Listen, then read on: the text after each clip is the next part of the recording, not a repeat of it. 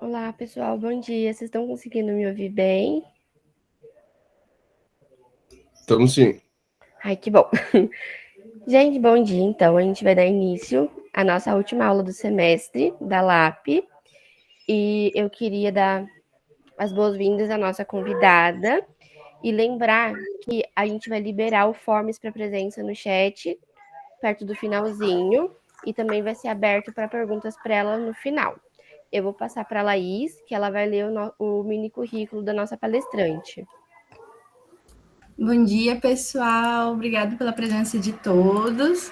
Eu vou dar uma lida, então, no currículo da nossa palestrante. Currículo maravilhoso, né, da Raíssa.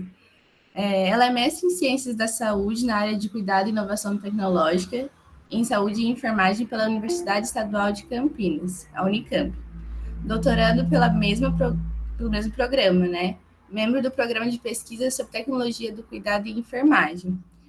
Eu agradeço pelo convite, pelo ter aceitado o convite e pode começar a sua palestra, tá bom? Pode ficar à vontade. Bom dia, tudo bem? Primeiramente, eu gostaria de agradecer o convite e dizer que é um prazer estar aqui conversando com vocês sobre esse tema que eu sou apaixonada.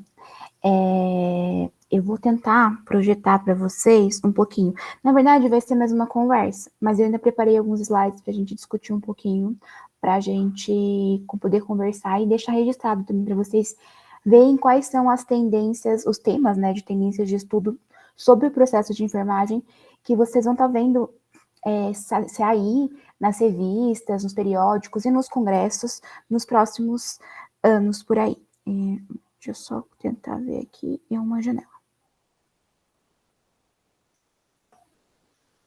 Tá? Então, ele tá carregando.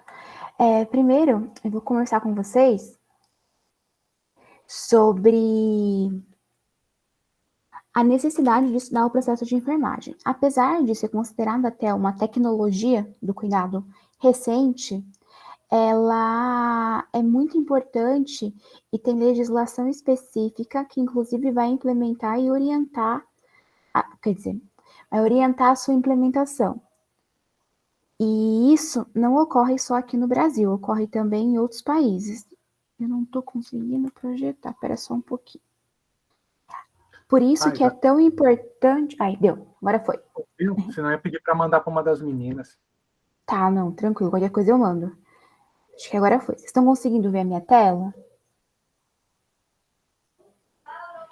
Pra gente não abriu aqui. Não tá aparecendo. Só um pouquinho. Se não abrir, eu mando para vocês pelo WhatsApp. Combinado. Só um pouquinho. Para mim tá aparecendo que tá projetando. Peraí que eu vou cancelar e projetar de novo.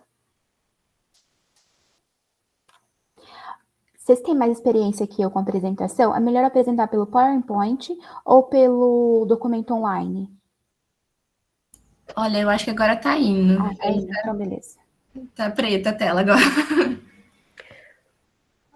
Documento online a gente nunca apresentou.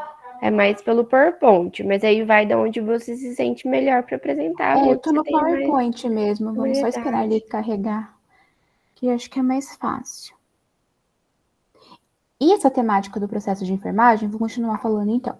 Também ela é relevante, está aparecendo bastante nos concursos da área da saúde ultimamente. Então, para começar, para vocês entenderem e fazer uma quebra de gelo também, eu propus uma pergunta. Deixa eu só parar a apresentação para pôr de novo. Para a gente começar a entender por que é tão importante dessa temática. Então, um pouco aqui agora, acho que vai.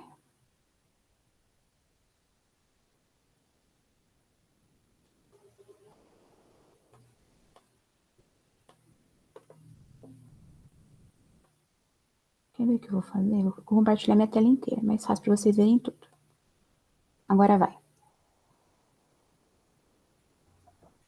Tá compartilhando?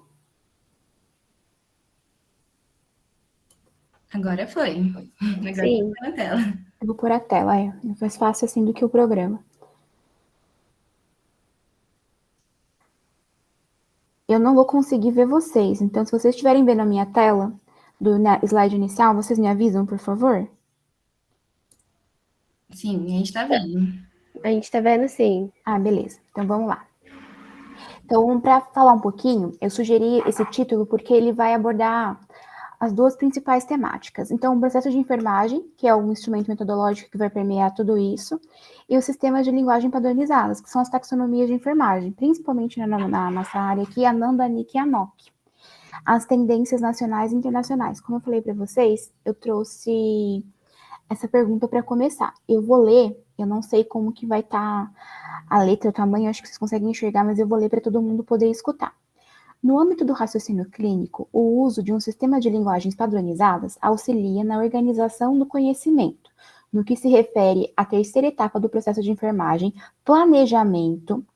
Para administrar os medicamentos com segurança, avalie as afirmativas abaixo. 1. Para comunicar os cuidados de enfermagem relacionados à terapia medicamentosa com precisão aos outros enfermeiros e aos demais profissionais de saúde, o enfermeiro deve utilizar um sistema de linguagem padronizado. Afirmação 2. Para o planejamento do cuidado, a NIC é o único sistema de linguagem padronizada utilizado por enfermeiros pelo mundo. 3. O julgamento de enfermagem requer diagnósticos precisos que orientarão o julgamento de prioridades, a elaboração dos resultados desejados e a seleção de intervenções adequadas para o paciente em terapia medicamentosa. A alternativa que contém todas as afirmativas corretas é A, A1 e A2, B, A1 e A3, C, A3, D, 2 e 3 e E, todas as afirmativas estão corretas. O que vocês acham que está correto aqui?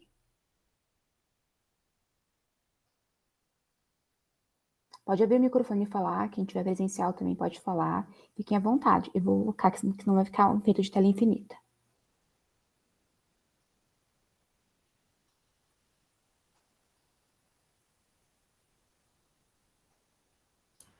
Olha, eu não sei se está certo, mas eu acho que talvez a 1 e a 3.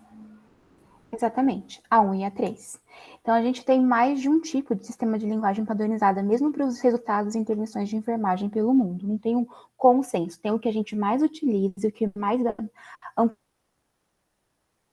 bem visto, vamos dizer assim, por conta do rigor metodológico e científico para elaboração, mas não existe um só, tá? Existem vários. Então, a alternativa B é a alternativa correta. Então, a gente está falando sobre o mesmo assunto. Vamos começar, então. O processo de enfermagem, como eu falei para vocês, ele é uma tecnologia do cuidado recente. Considerando que a enfermagem como profissão, ela começou ali em meados do século XIX, depois da Guerra da Crimeia, com a Florence Nightingale, que efetuou aumentou a cientificidade da enfermagem, vamos por assim, e legitimou a profissão como uma profissão, porque até então era feita como uma coisa empírica, principalmente por religiosas.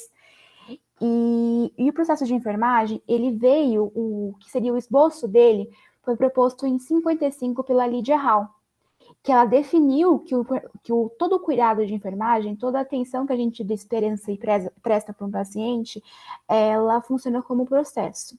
E aí, a Ida Jean Orlando foi a precursora disso. Ela criou a expressão processo de enfermagem na década de 60. E a partir disso, ele começou a ser implementado e utilizado. É muito importante a gente perceber que ele vai permear todo o cuidado de enfermagem e o significado que ele tem atribuído principalmente à profissão, ele é dinâmico e ele vai se adequando ao longo do tempo. Por quê?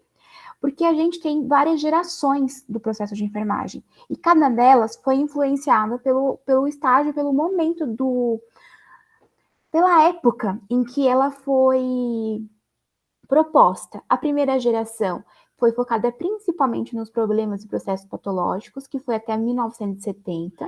A segunda geração já começou a pensar no diagnóstico e raciocínio, que foi de 70 a 1990. E a terceira geração, que é a que a gente está agora, que é uma geração que está focando mais na acurácia dos diagnósticos, resultados e intervenções propostos aos cuidados do paciente, pela especificação dos testes e resultados. Então, é importante, por isso, isso vai nortear, dizer quais são as tendências de pesquisa. Então, de antemão, antes de chegar lá, eu já posso dizer que as principais pesquisas e as principais linhas de pesquisas sobre o processo de enfermagem que a gente tem agora no âmbito nacional e principalmente internacional são pesquisas de acurácia diagnóstica. E quando eu falo de acurácia diagnóstica, não se refere só ao diagnóstico de enfermagem, mas também aos resultados e intervenções. Nesse contexto de processo de enfermagem, a gente vai ter, então, os conceitos, que eles vão retratar o conjunto de conhecimento de uma profissão, e os sistemas de linguagem padronizados, que são as taxonomias de enfermagem.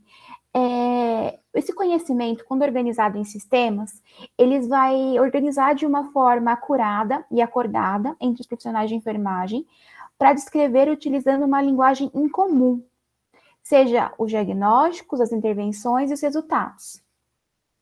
Esse conceito de sistema de linguagem padronizado também ele já tem alguns anos. Já em 2008, o Rutherford já adotava ele nos trabalhos dele. Porém, ele está sendo mais utilizado agora, nos últimos 5 anos, mais ou menos. Principalmente lá fora. Aí a gente adotou esse mesmo termo para nossas pesquisas e utiliza também. Os principais sistemas de linguagem padronizados que a gente tem hoje, peraí que não mudou meu slide, são NANDA, NIC e NOC, considerando a NANDA para os diagnósticos de enfermagem, a NOC para os resultados e a NIC para as intervenções.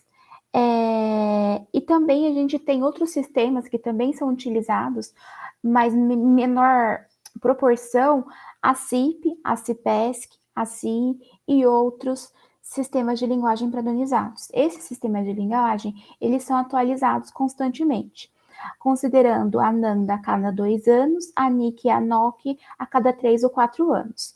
Ano que vem eu já tenho essa informação, eu vou explicar para vocês como tem essa informação, mas vai sair uma nova versão em inglês, inicialmente, da NOC e da NIC, tá? É importante ressaltar que todas as 3, elas tiveram origem no mesmo programa de pós-graduação e o Centro de Desenvolvimento Diagnóstico, que é localizado em Iowa.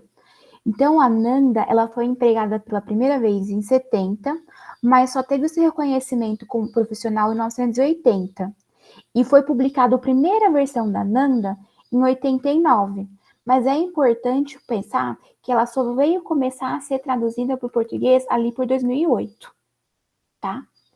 E a gente tem a resolução 358 de 358, que ela vai preconizar a implementação do processo de enfermagem só em 2009. Então, se a gente parar para pensar que foi uma taxonomia que ela foi criada em 70, mas no Brasil foi traduzida em 2008 e virou obrigatória só em 2009, a gente ainda tem um longo processo no Brasil para percorrer, para tornar a implementação e o uso dessas taxonomias tão difundido como é fora do Brasil. A NOC, que vai falar sobre os resultados de enfermagem, também, junto com a NIC, originou-se do projeto de pesquisa desenvolvido em Iowa, por membros do Colégio de Enfermagem de lá. Ela começou a ser construída em 91, a primeira publicação aconteceu em 97, mas apenas em 2008 teve sua versão em português publicada. A NIC também seguiu esse contexto, só que começou a ser produzida em 87 e a sua terceira versão foi traduzida ao português em 2004. Então, quando a gente para pensar, a que foi mais, vamos dizer assim, que levou mais tempo para ser traduzida e implementada, ainda foi o resultado de enfermagem. O que vai acontecer? Quando a gente for nas práticas hospitalares, eu posso dizer o exemplo do Hospital de Clínicas da Unicamp, ele ainda está nesse processo de tornar obrigatório o uso de uma taxonomia. A gente precisa entender que realizar o processo de enfermagem em suas etapas é obrigatório, mas utilizar um sistema de linguagem padronizada para registrar, apesar de ser altamente recomendado, não é obrigatório. Então, o HC, até pouco tempo atrás, quando era manual ainda as prescrições de enfermagem, ele utilizava de forma mais empírica, dependendo do profissional, utilizava. Agora, com o sistema de HUSE, a gente já tem o diagnóstico de enfermagem presente na taxonomia, e as intervenções da NANDA, né? E as intervenções presentes na NIC. Mas não tem ainda os resultados de enfermagem. Por quê? Porque ainda está tendo uma discreta relutância dos profissionais de enfermagem de entender que eles já fazem isso na prática cotidiana.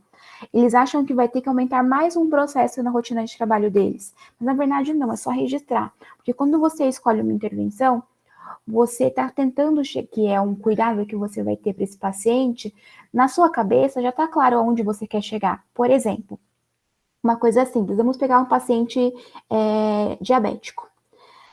Quando você coloca a intervenção, assim, mensurar a glicemia capilar 3 vezes por dia ou 1 vez por plantão, o que está empírico na sua cabeça? Avaliar como está a glicemia capilar desse paciente para que ela fique dentro dos parâmetros de normalidade.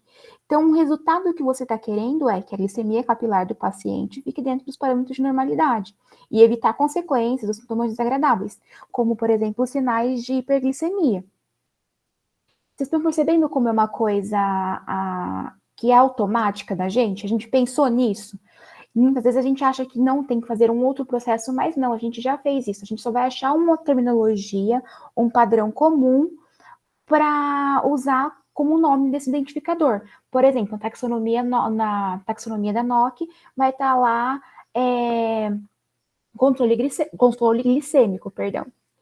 Então, que você vai usar uma escala de 1 a 5, de altamente comprometido de 5 a 1 sem ser comprometido.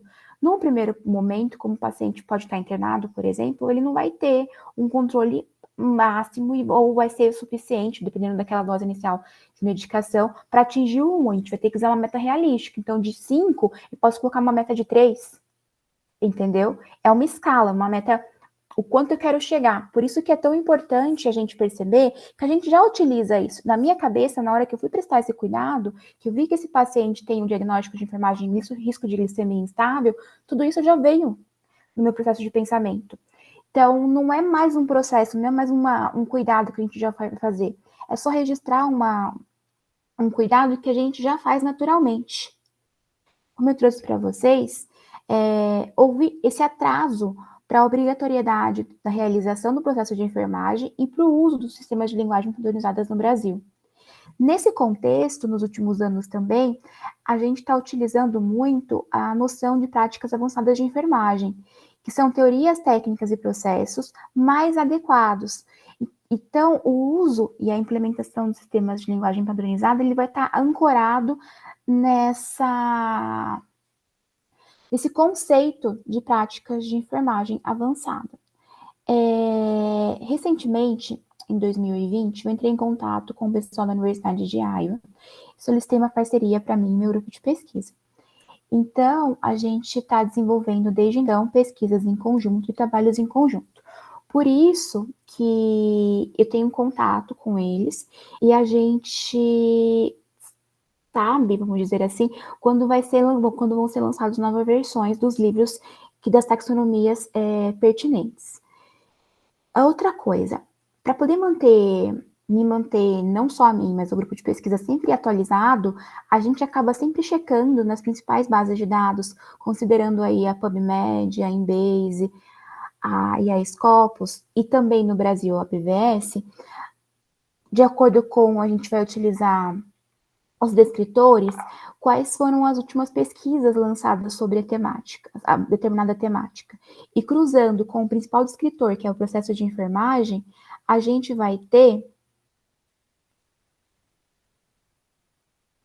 que as principais tendências de pesquisa sobre o processo de enfermagem que a gente vem encontrando nos últimos anos são os estudos de validação diagnóstica, como eu falei, não só do diagnóstico de enfermagem da NANDA, mas também da NIC e da NOC, principalmente com o uso de métodos avançados, aplicação de teorias de médio alcance para subsidiar a escolha de um diagnóstico, de um ou mais diagnósticos de enfermagem e também do cuidado do paciente, e a adoção da metodologia de revisão de escopo como em substituição à revisão integrativa padrão, e também a utilização de sistemas informatizados, seja para implementação, como para identificação do processo de enfermagem e também para auxiliar no processo de inferência diagnóstica e o uso do mapeamento cruzado. Eu vou abrir de novo para falar com vocês. Algum de vocês já ouviram falar sobre alguma dessas metodologias, sobre esses temas?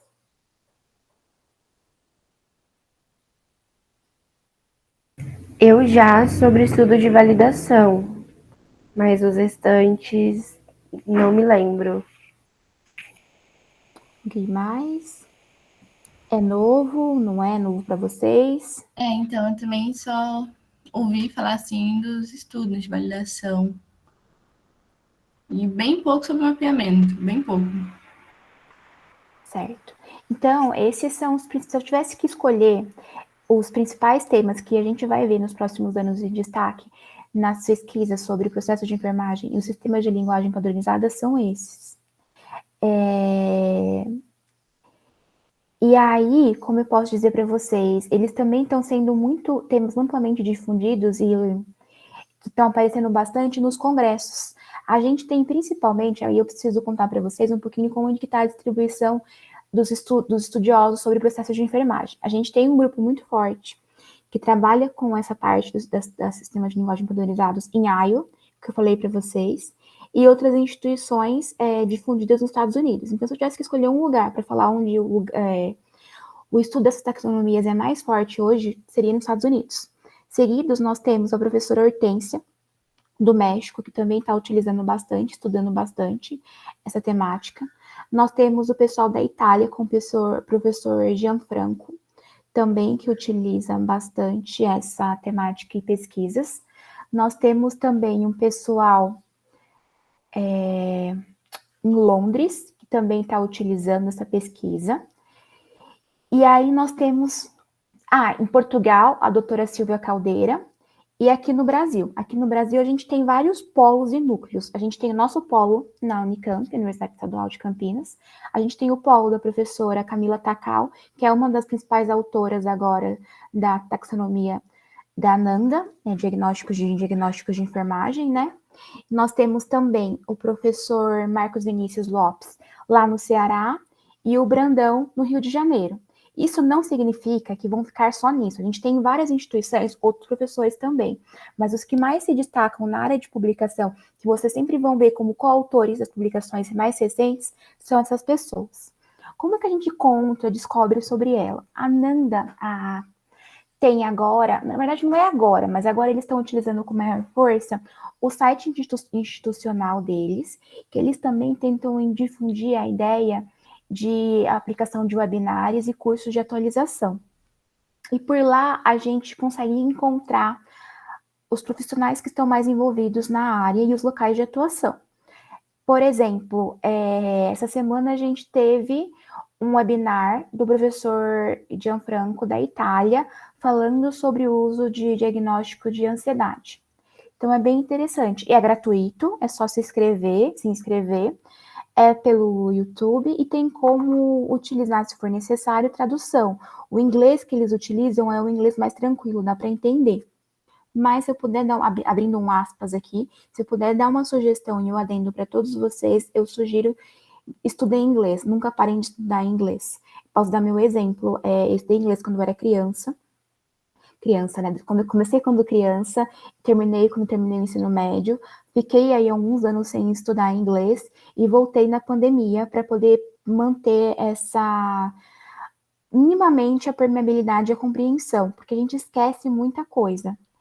E esquece mesmo, você não utiliza todo dia. E a gente precisa de uma linguagem para poder se comunicar com eles. E acaba que o inglês foi a língua escolhida, então é a linguagem universal. E todos eles costumam ser bem acessíveis, dá para se comunicar por e-mail. Eu já mandei dúvidas à professora Silvia, do Portugal, a professora Camila Takal, aqui do Brasil, a professora Heather Hertman, também lá dos Estados Unidos, a própria Sue Moorhead, que é hoje a minha orientadora da NOC, e o professor Howard da NIC também, conheci num congresso aqui no Brasil, a gente conseguiu ter contato com ele e também esclarece dúvidas. Então é bem interessante para poder conversar com eles. Vamos trazer um pouquinho, então, o porquê que a gente tem fazendo um adendo, a necessidade de validar um diagnóstico, né? A gente, atualmente, com o avanço da tecnologia, foi mais estruturado o conceito de validação diagnóstica e a gente consegue implementar métodos avançados para validação, principalmente com uma alternativa mais útil e mais robusta aos métodos tradicionais, que seriam os métodos de escala de Delphi, de Fering, entre outros. Por quê? Antigamente era muito empírico. A análise, por exemplo, você escolhia uma pessoa para julgar se estava correta ou não, somente com base no currículo com experiência. Você não teria uma pontuação para homogeneizar a sua população de juízes, por exemplo. Você só escolheria a pessoa com base... Tem experiência? Tenho. Só era só sim ou não. Não importa se fazia 1 ano ou 20 anos. Não importa se tinha mestrado, se tinha doutorado, se tinha especialização, não importava nada. Tendo experiência já valia. E aí a gente tinha uma heterogeneização da amostra. A gente tinha pessoas que conheciam muito e pessoas muito introduzidas à temática. Então, poderia acontecer uma discrepância na hora de avaliar sobre isso. Por isso que a gente tem a necessidade da implementação e adoção dos métodos avançados de pesquisa. Quais são os principais? A gente tem principalmente os estudos de acurácia, com esse nome mesmo, as equações de estimativa generalizada, as árvores de decisão, análise de sobrevivência, análise de correspondência múltiplas, entre outros.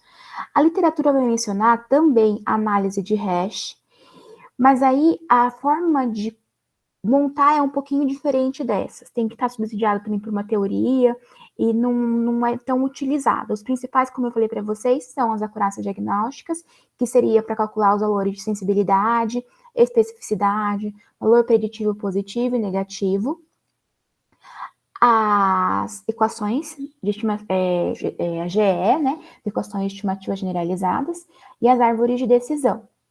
A gente tem também que, trazido principalmente por Lopes é um professor de enfermagem na Universidade Federal do Ceará, que para desenvolver esses processos diagnósticos de validação, ele estudou estatística também. Ele usa, então, de forma bastante robusta e acurada os modelos estatísticos para subsidiar a escolha e a proposição desses métodos.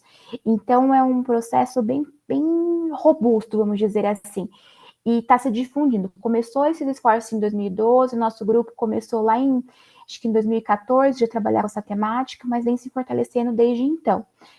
Eu, apesar de já estar introduzida no grupo, eu entrei de forma mais ativa em 2016, quando eu entrei no mestrado, mas eu trabalho com pesquisa sobre o processo de enfermagem desde 2013, na graduação da faculdade da Unicamp.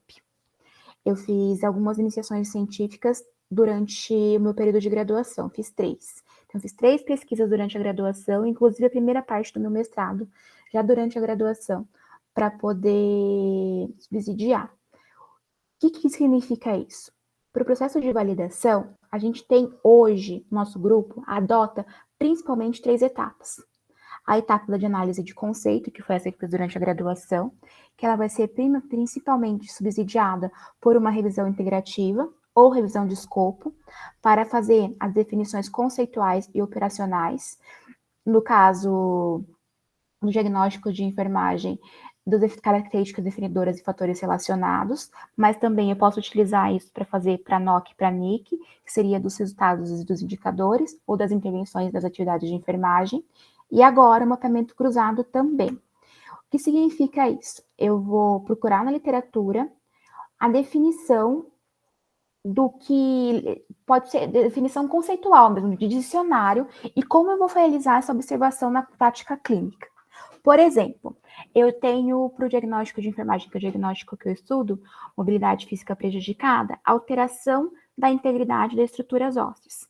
Qual que é a definição disso? Então, é a perda ou descontinuidade da integridade óssea, seja ela por fratura, por luxação ou qualquer outro meio.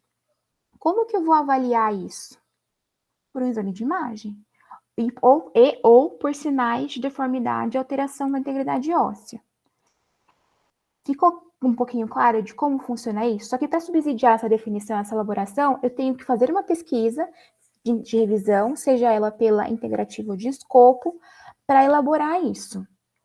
Ficou claro? Espera só um pouquinho. Vocês deixam só dispensar a campainha 1 segundo, questão do home office. Eu já volto, só 1 segundinho, tá?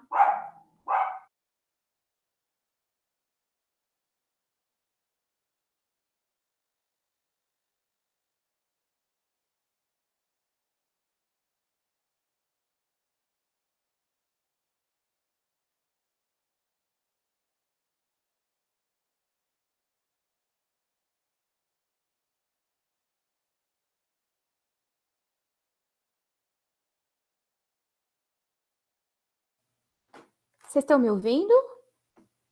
Sim.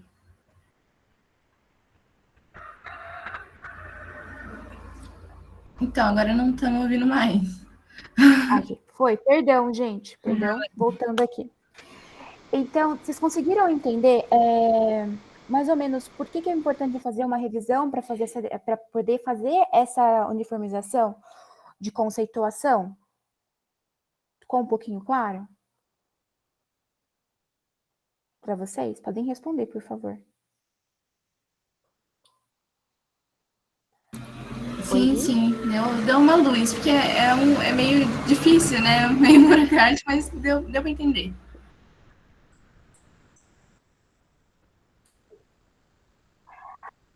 Agora vamos tentar dificultar um pouco mais, que é isso mesmo. Vamos pensar em termos de taxonomia, por exemplo, vou pegar a Danone. Uma das intervenções que eu tenho um dos resultados, não, vou pegar a da Nick, esse exemplo, que eu tenho, uma das intervenções que eu tenho é o posicionamento do paciente. E aí eu tenho como uma das atividades propor colocar o paciente em quartos com pacientes com o mesmo padrão estético. Isso na nossa realidade do Brasil, SUS, é factível? Então eu vou olhar para o paciente, eu não consegui ainda, é que eu não consegui entender, eu tô sendo irônica e brincando também, mas é verdade, tá na taxonomia, posso até mandar uma foto para vocês depois dessa intervenção, mas pensando no SUS no Brasil, eu consigo colocar, por exemplo, 2 pessoas que combinem esteticamente no mesmo quarto? Ou eu tenho que ver a disponibilidade de quartos? Verificar a disponibilidade de quartos.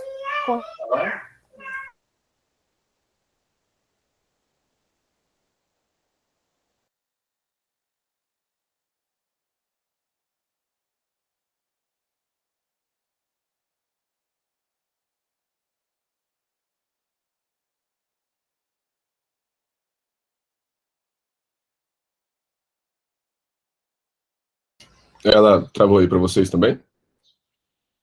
Eu acho que travou também. Sim.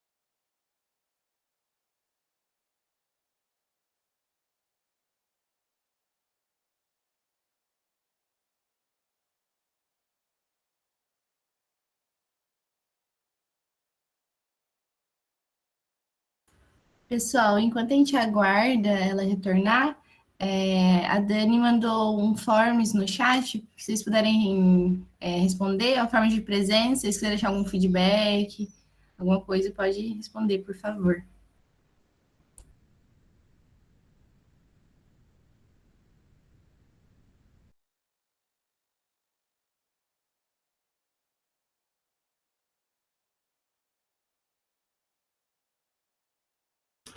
Moça, eu não tenho RA. Como é que eu faço? Porque agora não precisa, tudo bem, essa parte não precisa, coloca uns zeros aí. Vocês estão me ouvindo? Agora sim. Perdão, gente, eu volto a conexão aqui pelo computador, eu entrei pelo celular e a gente vai conversando sobre isso. Qual foi a última coisa que vocês escutaram eu falar? Que eu tava falando loucamente enquanto eu vi que eu tinha caído, perdão. Você perguntou, né, sobre o paciente e disponibilidade, né, do quarto. Ah, tá. Então tá bom. Tava falando sobre isso. Então a gente tem que validar a determinada taxonomia para avaliar se ela vai se enquadrar principalmente para a nossa população, para a nossa realidade nacional, pensando, e também para determinada população específica, como, por exemplo, gestantes, idosos, politraumatizados. Alguém aí já tem experiência com pesquisa ou com cuidado, ou tem uma população que gosta muito? Ou tem maior interesse? Eu não digo experiência, porque a gente ainda está nas atividades práticas em campo, eu e a Laís. Uhum. Mas eu tenho uma certa preferência mais por cuidado de idosos e crianças. Então, por exemplo, vocês poderiam... Peraí, deixa eu sair daqui.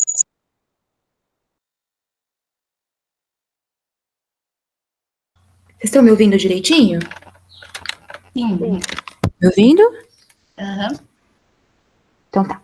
Então, por exemplo, quando a gente vai pensar sobre isso, você poderia propor uma validação de algum diagnóstico pensando nessa população específica, ou idosos, ou gestantes. Eu sugiro fazer para, mesmo vamos supor assim, você quer trabalhar com as duas populações, perdão, idosos e crianças. Fazer separado para cada uma delas, não fazer junto para não misturar e não ter confusão. Inclusive porque provavelmente na hora de você escolher as pessoas para avaliar, para julgar que se você escolheu está adequado ou não, que é a análise de conteúdo por especialistas, você vai ter pessoas com expertises diferentes. Dificilmente você vai encontrar uma pessoa que ao mesmo tempo ela tem experiência no cuidado de crianças e idosos, entendeu? Então é por isso que é tão importante e é relevante a gente pensar sobre isso. Então a tendência principal hoje do estudo de diagnóstico de enfermagem e NOC e NIC é você validar os componentes daquela taxonomia, daquele sistema de linguagem padronizado para uma população específica. Então você vai ver muito isso. Onde que eu vou ver isso? Você está vendo? Nos periódicos que são publicados, nos congressos, nas conferências, nos webinários, nos seminários. Ai, mas eu não tenho dinheiro, não dá. Gente, tem muita coisa disponível de forma gratuita na internet. Muita coisa mesmo. E aí vocês acabam conseguindo ter esse contato e vendo e descobrindo essa população, esses pesquisadores, para a gente poder conversar e estudar. Por exemplo, os trabalhos, a ANANDA, a North American Association, eles têm bianualmente um congresso, uma conferência presencial ou online. Por conta da pandemia em 2020 foi online. E eles deixam disponíveis no site de forma gratuita, depois que passa o evento, os trabalhos publicados. Então, nesses eventos, vocês conseguem ver o que está sendo publicado, o que eles estão estudando, como que eles estão utilizando essa metodologia. Peraí. Vocês conseguem ver minha tela de novo? Acho que agora foi. Estão conseguindo ver minha tela? Sim. Então, assim, eu consigo identificar bastante coisa. Voltando aqui, então. Como eu falei, então, a primeira etapa que a gente tem para o estudo de validação é a análise de conceito. A segunda é pelos especialistas. E aqui a gente vai utilizar principalmente a metodologia do grupo focal. A gente utiliza o critério de Guimarães para uniformizar os jurados e para classificá-los de acordo com a experiência deles, né, para dar um score. E a gente está utilizando o grupo focal que a gente consegue consumir o conteúdo daquela avaliação no momento, no encontro, seja ele presencial ou online. Aí também eu consigo ter troca entre os profissionais, porque eles vão avaliar determinado componente, por exemplo, um fator relacionado em relação à correlação com a população, a clareza, a relevância e a precisão de que está escrito. Então, são esses itens que eles vão avaliar. Ai, mas a gente não viu nada ainda. Nosso grupo de pesquisa, ele está trabalhando para elaborar como se fosse um tutorial, um guia, mas em forma de artigo, sobre a proposição dessa metodologia do grupo focal. Porque ela já existe, ela é utilizada, a metodologia, ela foi importada, né, dos métodos qualitativos, e aí a gente já está utilizando no nosso grupo há alguns anos, mas a gente não tem publicado nada ainda exatamente como a gente está utilizando. Então, a gente vai propor isso. E isso é uma tendência que, inclusive, a professora Sue e a professora Karen, da Universidade de Iowa, elas estão muito interessadas, elas querem essa troca, elas querem que a gente implemente isso lá com elas, que ensine elas a utilizarem o grupo focal, porque uma das maiores dificuldades quando você utiliza essa parte é que os especialistas devolvam o conteúdo analisado. Porque quando você faz formulário online, você entrega e tal, o formulário, o instrumento tem esse gap para entregar, para devolução desses questionários, e aí acaba ficando prejudicado a pesquisa. Eu posso dizer por mim, eu utilizei no meu mestrado, no meu TCC, foi antes do mestrado que eu fiz essa etapa, eu utilizei um formulário online, e de 1.000 e-mails que eu mandei, eu tive 55 respostas. Vocês estão escutando? Bonitinho. Sim. Vocês estão me ouvindo? Travei. Ah, tá. Se eu travar, vocês me avisem, tá? Então, a gente tem esse gap muito grande. E no grupo focal, eu consigo montar só com 5 especialistas, né? Mais o moderador e observador. Normalmente, o moderador vai ser o pesquisador principal e o observador, o orientador ou alguma outra pessoa para orientar e ver isso. Tem uma pergunta? Ah, tá. Tá atrasado. Deixa eu só ver uma coisa aqui. Eu vou continuar aqui só para mostrar mais a tela, que a gente tem mais dois slides só. Aí eu paro de apresentar, que eu acho que vai parar o atraso, porque é isso que está atrapalhando aqui. Aí a gente conversa, que assim eu consigo ver vocês também. Eu prefiro assim. E a gente tem também a parte da análise de acurácia, que é calcular, então, que como eu falei para vocês, valores de especificidade, sensibilidade, preditivo positivo e negativo.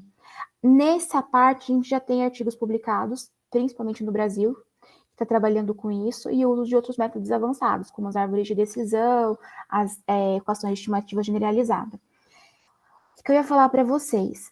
A análise de acurácia e utilização desses métodos mais robustos, que são os métodos avançados, é uma tecnologia, é uma coisa do Brasil. E a gente está conseguindo agora convencer os estrangeiros, os professores, seja eles americanos, italianos, fora do Brasil, a utilizar. Eles estão tendo interesse, porque antigamente, para eles, estava o suficiente os métodos tradicionais. Aí eles estão começando a consumir a nossa publicação, os nossos artigos, e a gente está publicando também em periódicos internacionais. O nosso grupo mesmo, a gente recentemente publicou agora 2 artigos na Knowledge, que é uma revista sobre processo de enfermagem americana. Então, é muito importante. Eles estão consumindo a nossa publicação também. A gente consome muita deles, mas está havendo esse intercâmbio de troca de informações. Aí a gente tem também o uso das teorias de médio alcance. Que seria isso? A gente vai pegar uma teoria existente, como, por exemplo, a teoria do autocuidado de Maslow, ou a teoria das necessidades humanas básicas, que foi proposta pela Wanda Orta, subsidiada na teoria do Maslow, ou para poder subsidiar a escolha de um plano de cuidados para um paciente. Ela é uma tendência que está sendo muito utilizada pelo Brasil, principalmente pelo Marco, do Rio de Janeiro, e agora o professor também do Ceará. Nós, no nosso grupo de pesquisa, a gente começou a estudar para desenvolver, mas veio a pandemia. Aí a gente ficou meio travado em relação a isso, então é um procedimento, é um projeto que está nesse momento em espera, mas a gente vai voltar. para avaliar. Eu tô querendo ver, se vocês conseguem ver também, os meus documentos aqui, que eu trouxe alguns exemplos de artigos para vocês verem. Ó, esse aqui, por exemplo, é um artigo do Rio de Janeiro, do Federal do Rio de Janeiro, que vai utilizar, ele vai abordar sobre o desenvolvimento da teoria de médio alcance. Peraí, que eu mudei o artigo. É esse aqui que eu quero mostrar primeiro.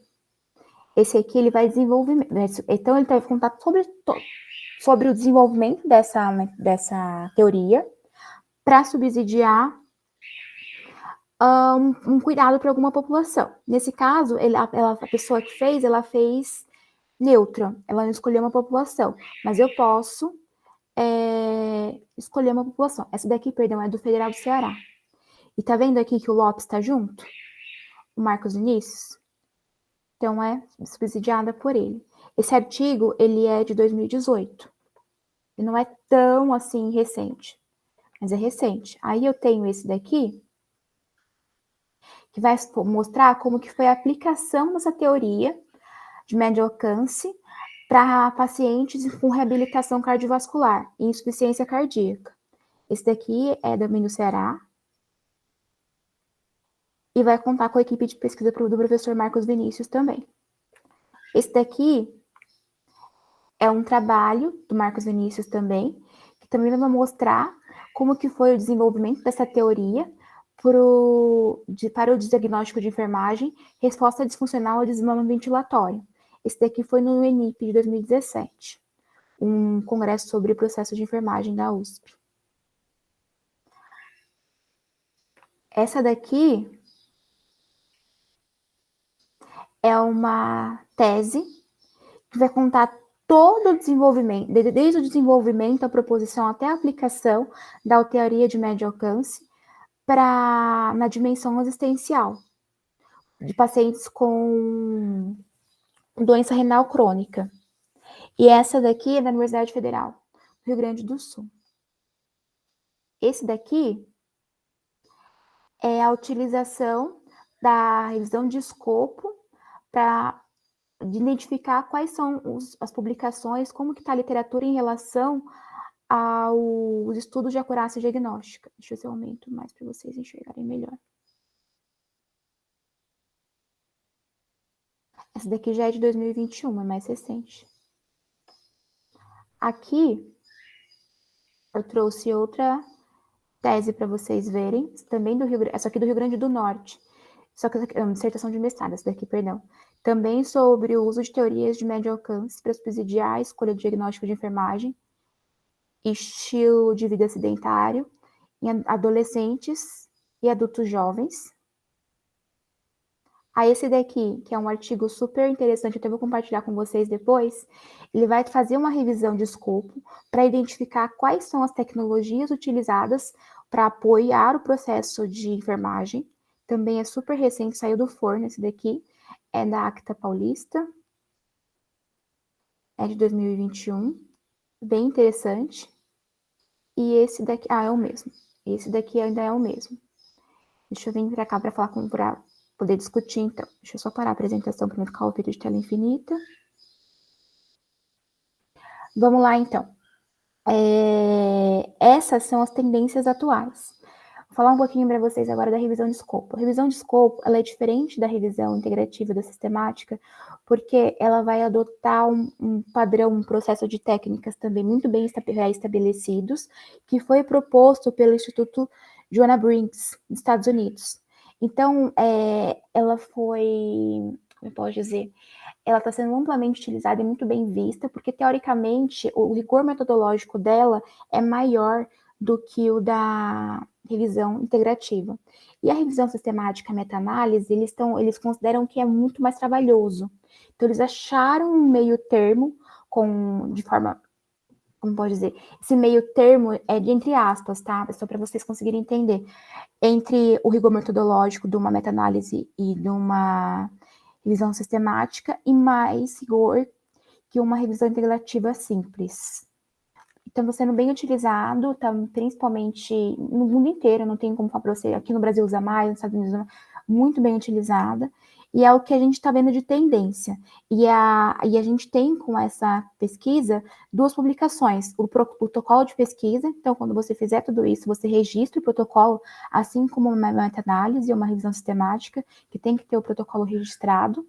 A gente tem que contar com o auxílio de uma bibliotecária para efetuar as etapas, principalmente a parte de busca nas bases de dados, que tem que ter uma padronização rigorosa dos cruzamentos dos descritores, da escolha dos descritores também, e depois para extrair as informações, a própria revisão, ela traz instrumentos específicos propostos. Mas aonde que eu acho sobre isso? No site da Joanna Brinks, no Instituto Joanna Brinks, você consegue. Já tem alguns vídeos também no YouTube que está ensinando, que está falando um pouquinho mais sobre essa metodologia e dá para entender. Tem cursos também, hoje em dia, principalmente pela Universidade de São Paulo, a USP, eles dão, mas é um curso pago e é um pouco salgado. Então, eu preferi aprender sobre isso pelos webinários disponíveis na internet. Dá para entender, dá para aprender e dá para utilizar. E também pelos artigos publicados. E mapeamento cruzado. Vamos lá. Mapeamento cruzado também é uma metodologia nova, que ela é utilizada principalmente desde 2018, mais ou menos. Também ela é utilizada no Brasil e no mundo. Ela funciona da seguinte forma, mais ou menos. Eu vou, depois da etapa preliminar de revisão integrativa, eu vou confrontar a parte da teoria com a prática. O que é isso? A revisão integrativa, ela vai me trazer um resultado. Aí eu vou comparar se aquilo que eu encontrei na minha revisão integrativa acontece ou não na prática. Por exemplo, eu vou dar o exemplo da minha tese de doutorado. Na primeira etapa, então, eu fiz uma revisão integrativa, depois eu mostro para vocês. O professor Fábio e a professora Elaine também, eles estão nos artigos comigo. A gente fez esse levantamento para identificar quais eram as intervenções e resultados de enfermagem propostos na literatura para os pacientes que sofreram múltiplos traumatismos. Ficou muito grande o artigo, a gente dividiu em 2 partes, uma só para intervenção e uma só para resultado. Depois de posse desses resultados, eu fui na prática para avaliar se o que a literatura mostrou é o mesmo que acontece na realidade. Inclusive, é importante também, porque no HC da Unicamp, como eu contei para vocês, eles não utilizam os sistemas de linguagem padronizados em todas as etapas. E, às vezes, eles não utilizam a taxonomia em comum, a forma mais utilizada da taxonomia. Então, eu identifiquei o que eles chamavam de diagnóstico, de intervenção e resultado, e comparei com o encontrado na literatura e na taxonomia. E aí, achei o equivalente semântico na literatura. Por exemplo, eu peguei lá a intervenção virar o paciente a cada 2 horas. É uma intervenção, certo? Ela vai estar, então, dentro da NIC, né, que é o livro de intervenções de enfermagens, na intervenção posicionamento. E a atividade vai ser realizar mudança de decúbito a cada 2 horas. Então, eu vi que isso acontece. Deixa eu só abrir um parênteses aqui. Bom dia. Seja bem-vindo, professora Elaine. A gente vai achar isso na literatura, então, e conseguir entender. Então, eu vou mapear com o que eu encontrei na prática, na literatura, para ver se acontece ou não, e trazer para uma linguagem padronizada. Mas por que é tão importante utilizar uma linguagem padronizada? A gente tem diferentes línguas faladas no mundo. Quando eu trago uma linguagem padronizada, ela tem um código na frente dela. Por exemplo, eu posso ter o diagnóstico de enfermagem, mobilidade física prejudicada. O diagnóstico dele é... Nossa, me deu um branco agora. É 0085, lembrei. 00085. Aí, esse código vai ser o mesmo utilizado no Brasil, na Itália, nos Estados Unidos, em Portugal. Então, pelo código, eu consigo encontrar o equivalente semântico na língua falante do país ou pela população, sem que ocorram as grandes perdas na hora da tradução. Por exemplo, em português, o diagnóstico é mobilidade física prejudicada. Em inglês, é impaired physical mobility. Em espanhol, deterioro deterioro de la movilidade física. Então, tem mudanças. E se você não fala as 3 línguas, você não vai saber o que está acontecendo em cada uma. Por isso que é tão importante a gente ter e entender sobre isso. Eu vou parar um pouquinho aqui para ver sobre dúvidas, depois eu volto para a gente finalizar. Alguém tem alguma dúvida sobre o tema? Queira perguntar?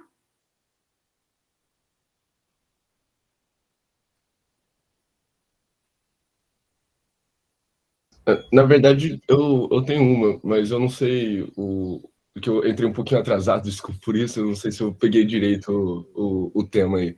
A gente está falando sobre metodologias de estudo científico, certo? Para comprovação de uma tese, né? Mais ou menos, mas sim.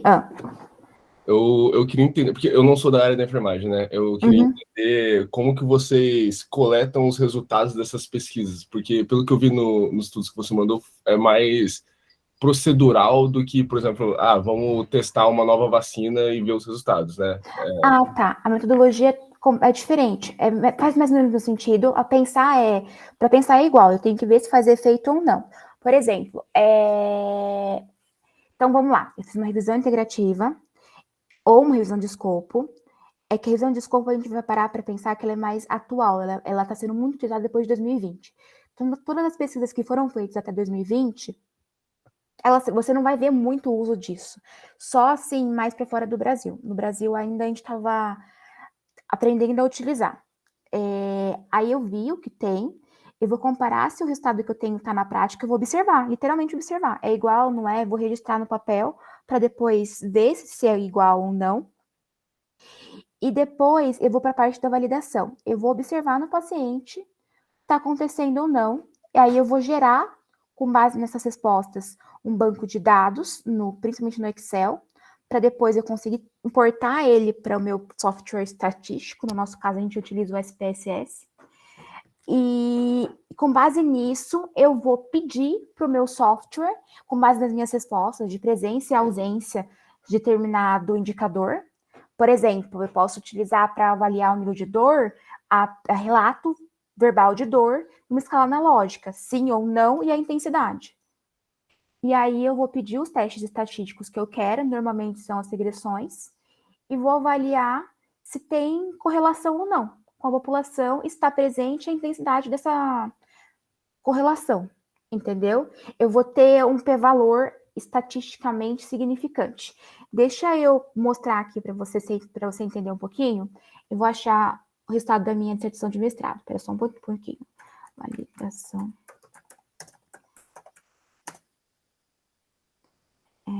Mobilidade. Aí, eu vou gerar um modelo estatístico e ele vai me responder o que eu quero saber. Ficou mais ou menos claro? Eu vou te mostrar no artigo, enquanto ele está carregando aqui, mas só para você ter um pouquinho de noção. Deu para entender como que funciona? Falando de procedimentos, eu acho que para poder entender de forma mais acurada, vai ser na prática mesmo. Pode falar, perdão. Não, desculpa. Eu ia só comentar que eu consegui entender mais ou menos como funciona aí a teoria dessa comprovação e que, na verdade, é a coleta de dados que vai dizer para você qual é o resultado, né? Só que aí tem o estudo em cima desses resultados para você realmente comprovar ou desbancar algo que vocês estão tentando fazer, né? Isso, antigamente eu só olhava, da minha cabeça, eu vou olhar se o paciente tem ou não, da minha cabeça, de acordo com o meu estudo prévio, o que eu entendi, o que eu sei sobre a temática. Aí, com base nisso, a gente está utilizando agora métodos avançados e o processo de ir lá avaliar na prática, inclusive subsidiado, o que a gente está identificando com outros colegas, né, que é a parte de validação de conteúdo por especialistas. O nosso grupo de pesquisa tem bastante artigo nessa temática, eu posso mandar para os professores, depois eles compartilham com vocês, para vocês entenderem, porque nos artigos a gente tenta descrever como que é feito esse passo a passo, para poder operacionalizar para as outras pessoas. Porque qual que é o intuito de um artigo? É divulgar o resultado e compartilhar os passos, ou como a gente chegou nesse resultado, para que outras pessoas consigam, seguindo os mesmos passos metodológicos, chegar no mesmo resultado que a gente chegou. Entendeu? Espera só um pouquinho, tá carregando aqui, terminando de carregar minha página aqui, minha internet hoje tá muito lerdinha, mas eu já mostro para você como que fica. E aí eu vou observar a presença ou a ausência de determinado fator relacionado à característica definidora, quando eu falo em diagnóstico de enfermagem, a ocorrência ou não de determinado resultado ou intervenção. Então, tudo isso que eu vou olhar na prática clínica minha e vou ver se meu paciente ele vai apresentar ou não, vou colocar isso no banco de dados, e aí, com base nisso, eu os modelos estatísticos. Foi uma parte, é legal você perguntar isso, porque para a gente descobrir qual era o melhor teste para fazer isso, como que isso acontecia, foi muito conversa com o estatístico. A gente monta o banco de dados, conversa com o estatístico para montar para ver se está certo, pede para ele fazer um teste, ver se roda ou se não roda. Por exemplo, no meu mestrado, que é esse que eu vou mostrar para vocês, eu só tive que contar com as características definidoras e fatores relacionados que apresentavam pelo menos mais de 10 observações. Se eu contasse aquela que só vi em 1 ou 2 pacientes, não conseguia ficar robusto o suficiente para rodar o software para análise estatística. Então, eu tive que excluir as outras que não tinham tudo isso de observação para poder carregar, e aí gerou os dados significativos.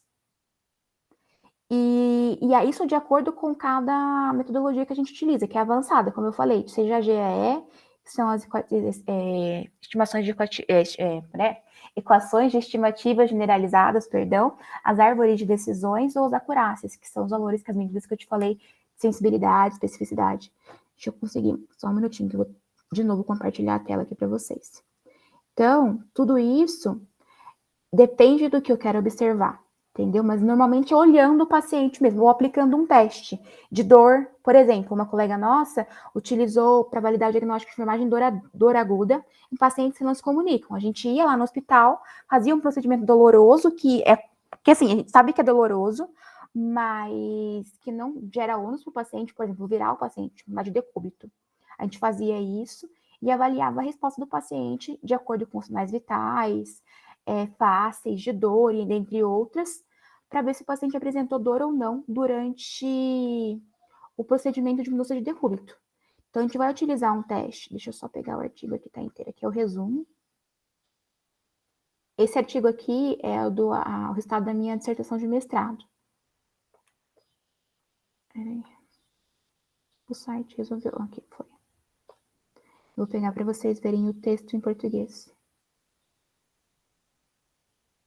E mais uma vez, as revistas hoje, elas já estão exigindo por si só a publicação dos artigos em mais de um idioma. Normalmente os idiomas mais internacionais, que são o inglês e o espanhol, também. Então, a gente tem que, normalmente, pagar o tradutor da revista, né, que eles selecionam para a gente utilizar.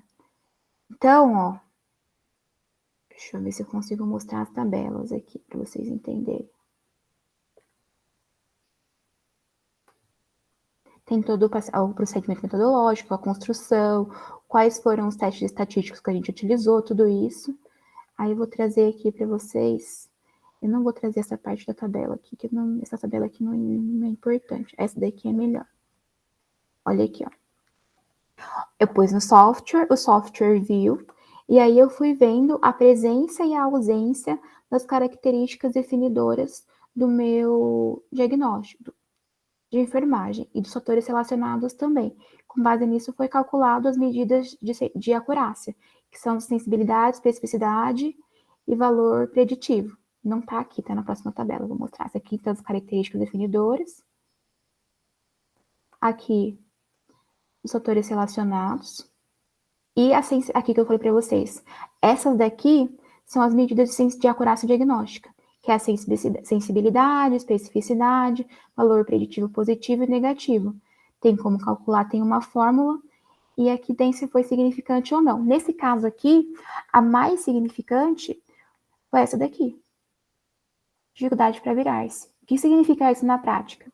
O paciente que tem politraumatismo apresentar esse sinal e esse sintoma, essa característica definidora, a chance dele ter o diagnóstico de enfermagem e mobilidade física prejudicada é grande. Mais de 85%. Como que eu tenho esse valor de 85%? Por conta da árvore de decisão, que é o próximo passo que eu vou mostrar para vocês. E ele é bom porque eu consigo ver, porque ele não é identificado quando o paciente não tem ou que seria o não, né?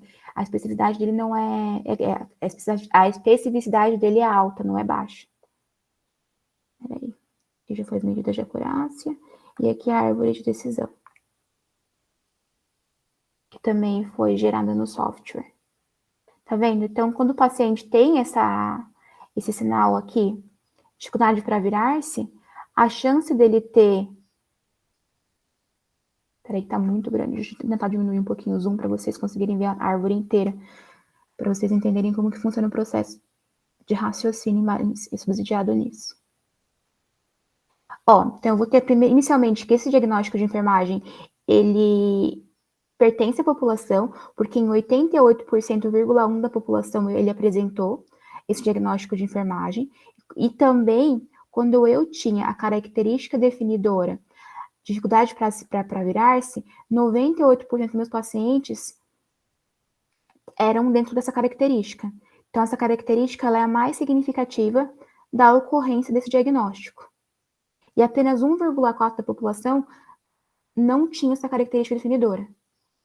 E não tinha, e aí também, e tinha o diagnóstico de enfermagem, perdão.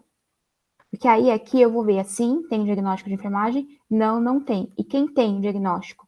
98% tem a característica definidora e 1,4% não tem a característica definidora. Isso aqui é uma árvore de decisão. Também funciona como um modelo computacional, que também está sendo desenvolvido por alguns estudos internacionais, para auxiliar no processo de inferência. Quando eu coloco lá o diagnóstico de enfermagem, ele vai me dar a característica definidora de acordo com os estudos, que é mais relevante ou mais sensível, mais pertinente a esse diagnóstico. Entendeu? Ficou um pouquinho claro? Pode falar. Eu entendi, ficou bem claro, na verdade, que o estudo é feito baseado nos resultados que são interessantes, né? Que você consegue tirar dentro do cenário que você espera, né? Posso fazer uma outra pergunta? Só porque, falando disso, eu lembrei de uma coisa que eu tive que rodar um estudo também em alguns pacientes, para finalidade, mas eu tive uma dificuldade muito grande para ter esses dados computadorizados. Todos os dados que eu obtive na enfermagem estavam muito no papel. Vocês têm essa dificuldade também? Tem. Não tem. Na verdade é o seguinte, por exemplo, para pegar os dados do meu doutorado, eu morei basicamente no hospital 6 meses. Eu fui todos os dias, de segunda a sexta, por 6 meses no hospital, para não perder paciente. Porque eu tinha paciente que não tinha prontuário eletrônico, eu tinha paciente que não era atualizado no prontuário eletrônico, e eu precisava dessa informação. Então eu crio meus próprios instrumentos, meus próprios formulários. Meu grupo de pesquisa, quando eu falo não sou eu sozinha, meu orientador, o meu grupo de pesquisa, minha banca, todo mundo, a gente cria esses instrumentos, no caso, hoje, minhas co-orientadoras americanas, a gente cria tudo isso e vai na prática anotando mesmo, porque quando você vai lá e observa, você não perde o dado. Mas sim, o Brasil, mas esse é um problema do Brasil, tá? Nos Estados Unidos, fora do país, é tudo online, o pessoal pergunta assim, mas por que vocês põem no papel? Por que não sei o quê? No tablet, o paciente admitido é tudo no tablet. Já coloca tudo registro, é muito rápido, é muito prático. O Brasil, nesse sentido, está devendo muito. Quando você para pensar no hospital também da Unicamp, foi começado a instituir prontuário eletrônico e passar em 2019, 2020. E mesmo assim, o sistema ainda não é 100%, vamos dizer assim, ele tem instabilidades. Entendeu? Isso. Conforme você faz um instrumento, é legal rodar um piloto para ver se esse instrumento vai ser fidedigno, ele vai conter as informações que você precisa coletar, que você precisa investigar, e depois montar o seu banco de dados. De acordo com o estatístico, conversa com ele como que você coloca esse banco de dados, como que você faz isso, qual a informação. Às vezes a informação que você tem que destrinchar ela. Por exemplo, para dor, só a dor, tem que ver a presença e a ausência de dor e a intensidade da dor, por exemplo. Então, são duas informações, em vez de ser uma só, são duas. Destrinchar bem, para ele conseguir ter uma boa relação com ele, tentar explicar qual é o objetivo, para ele conseguir entender qual é o melhor teste para rodar para chegar naquele resultado. E aí vai formar ou aquela árvore de decisão, ou a equação, ou as medidas de acurácia, ou tudo junto. No nosso caso, a gente trabalha muito com o método avançado, por exemplo, a árvore de decisão, mas as medidas de acurácia, porque a gente percebeu que um vai reforçar o resultado da outra. Dificilmente vai ser assim, discrepante. Tipo, deu uma coisa aqui das medidas de acurácia e vai dar outra no método avançado. Eles vão em conjunto. E isso a gente está conseguindo mostrar agora para os pesquisadores de fora do Brasil também, que estão adotando. Eu, por exemplo, esse ano eu dei uma palestra no Peru, o Meet também online, e aí ela perguntou, mas como que eu faço isso? Eu tenho interesse, eu sei que o professor Marcos também do Ceará está usando bastante, mas eu não sei como fazer. Ou, por exemplo, como que eu escolho uma amostra robusta o suficiente? E o nosso estatístico tem um cálculo amostral já pronto para a população finita, e aí a gente pega a proporção que a gente quer, de acordo com o erro que a gente pode ter, e joga para calcular a população que a gente quer. Por exemplo, no meu mestrado foi 126 chorado. No doutorado, a minha amostra eu acho que era 153 e eu consegui 200 pacientes. Conseguia mais. E tudo bem passar a amostra, que eu não posso ter ou menos. Porque durante o Fábio e a Elaine, eles podem dizer isso melhor do que eu até, durante a coleta você vai ter perdas. Ou vou ter informações incompletas, ou o paciente vai perder segmento, alguma coisa vai acontecer. Então é legal você ter quando você faz o cálculo, ele já calcula essa margem de erro para perdas. Mas é legal você ter uma margem maior ainda, para você não ficar em falta. Porque aí, dependendo do tamanho da sua amostra, você não vai poder afirmar uma coisa, você sugere que aquilo aconteceu, entendeu? Então, os estudos sugerem que tal coisa. Quando você tem uma amostra mais robusta, maior, você pode afirmar que aquilo acontece ou não. Porque a amostra, ela tem que ser grande o suficiente para ser significativa da sua população total, que é o seu universo. Deu para entender? Eu sim, Raíssa. Muito obrigado. Imagina. Mas alguém tem mais alguma pergunta? Teve isso. Porque, por exemplo, na pandemia, os pacientes do Fábio, que são os pacientes com insuficiência cardíaca, só estavam internando os que iam morrer. E mesmo assim, tanto que a taxa de óbito dele foi muito, muito grande. E, literalmente, porque não tinha vaga, né? Porque o HC ainda fez um rearranjo para atender pós-Covid, com não-Covid, misturou tudo. Então, tinha paciente de trauma junto com paciente que infartou, tipo, literalmente, na mesma enfermaria. E não tinha vaga, porque a central de vagas, né, não tinha vaga. E aí só internava pacientes muito ruins, e mesmo assim, muito pouco. Comparando um padrão normal fora da pandemia, internava muito pouco. Então, em 6 meses, ele não teve um número significativo. Porque o que conseguiu, eles tentaram tratar ambulatorial. Mesmo um paciente que tinha indicação para internar com fração de ejeção reduzidíssima, a gente só que conseguiu rodar as pesquisas, entendeu? Ele conseguiu fazer, ele conseguiu identificar, só que ao invés de falar é isso, ele vai sugerir que é isso. E, inclusive, que precisam ser feitas novas pesquisas com amostras maiores. Porque quando a gente entra no programa de pós-graduação, no mestrado, no doutorado, a gente tem um tempo que a gente pode cumprir isso. A gente não pode estender. E se ele deixasse para estender muito mais, ele não ia conseguir defender dentro do prazo. Por isso que a coleta de dados é uma etapa importante, só que a gente tem que sempre pensar no tamanho e na duração dela, de acordo com o tempo que a gente tem de programa. No caso do mestrado, 24 e doutorado, 48 meses. Então, isso é complicado, é bem complicado, ter as perdas durante o caminho. E isso a gente vê também fora do Brasil. Uma coisa que eu vejo diferente, por exemplo, que com o meu contato com o pessoal de fora, é que a adesão dos participantes de pesquisa fora do Brasil é um pouco mais complicada. O brasileiro é mais solidário nisso. Então, quando eu chego lá com o termo de consentimento para o paciente aceitar participar numa pesquisa, quando eu falo que não vai ter custo, que não vai fazer nada demais com o paciente, que não vai sofrer mais que aquilo, que a pergunta é, eu tenho que pagar? Porque no Brasil o pessoal desconfia muito que uma coisa de bom que você está fazendo, você vai ter que pagar. E onde a gente coleta dados, normalmente, é SUS, né? Você tem que pagar? Algum valor a mais por isso? Não sei o quê? Não, você não pode cobrar por pesquisa, é antiético, errado, é tudo. Você não pode, tem que ser participação voluntária. Na verdade, em alguns casos de pesquisa, principalmente de parte de remédio, de medicação, eu posso pagar. Mas aí é outro adendo, eu não vou entrar nesse universo agora, não. E vai doer? Vai prejudicar ele? Vai aumentar o tempo de internação? Vai não sei o quê? Quando você comprova que não, eu falo assim, olha, eu não vou fazer nada do que já não é feito, eu só vou registrar o que é feito. E se precisar fazer alguma coisa que ninguém identificou, mas que é importante para a melhora dele, aí eu oriento a equipe, peço para fazer. Por exemplo, vou dar um exemplo da Elaine. O paciente estava hipotérmico no centro cirúrgico. Temperatura super baixa. Olha, a gente pode instalar uma manta térmica? A gente pode colocar mais coberta? A gente pode não sei o quê? Então, são coisas até simples. Só que a gente está com um olhar só para ver aquilo, a gente não tem que olhar aquilo, olhar o paciente que está com FA ali, o paciente que está tomando sangue aqui, não sei o quê. Quando a gente vai fazer uma pesquisa, a gente vai com um olhar voltado para a pesquisa. Então, a gente consegue ajudar o serviço porque a gente vai com um olhar único. A gente não vai olhar com o olhar do enfermeiro que tem que olhar tudo. Entendeu? Lógico, o ideal é o enfermeiro conseguir olhar o paciente hipotérmico, o paciente tomando sangue, o paciente fibrilando ali, e o paciente que vai chegando, o paciente nauseando.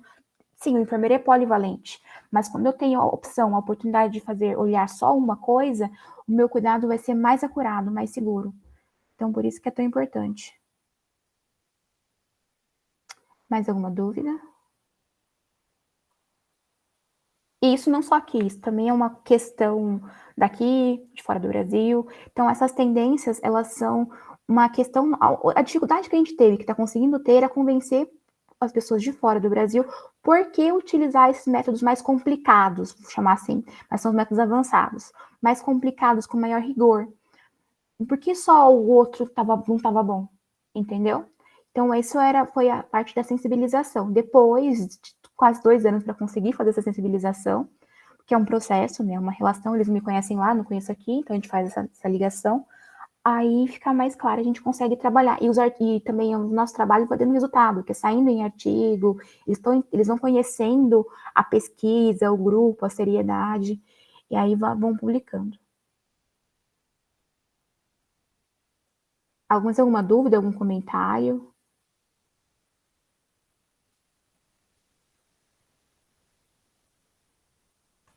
Alguém, gente, quer fazer mais alguma pergunta para ela? Professores?